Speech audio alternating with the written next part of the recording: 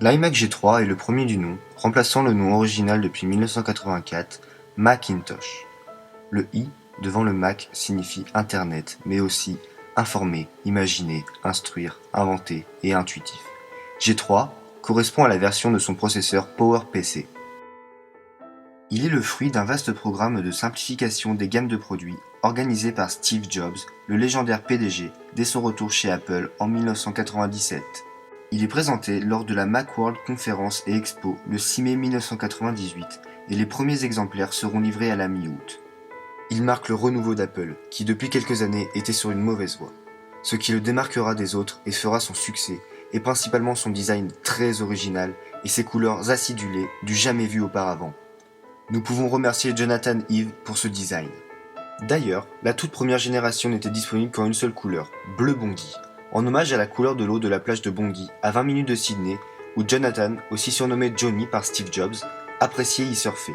Cet iMac va marquer plusieurs révolutions, l'USB, qui va devenir le format principal pour le grand public, et l'abandon du lecteur de disquette. Sa production s'arrêtera en mars 2003 pour être remplacée par l'iMac G4, aussi appelé le tournesol. Je vais maintenant approfondir le sujet en vous présentant mon iMac Indigo.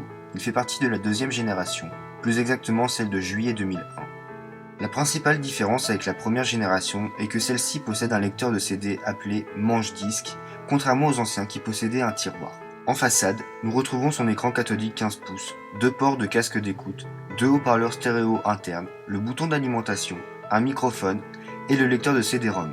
Sur le côté latéral, il possède une entrée et une sortie audio, deux FireWire, une prise modem, deux ports USB, une prise Ethernet et un bouton de redémarrage.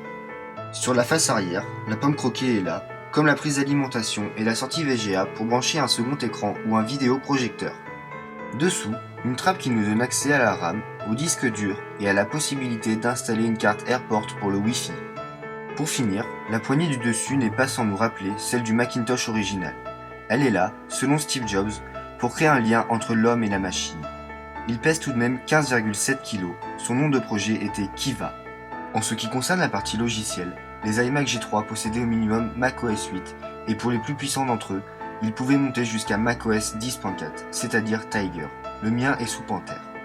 Cet iMac était bien évidemment accompagné de sa Pro Mouse et du Pro Keyboard.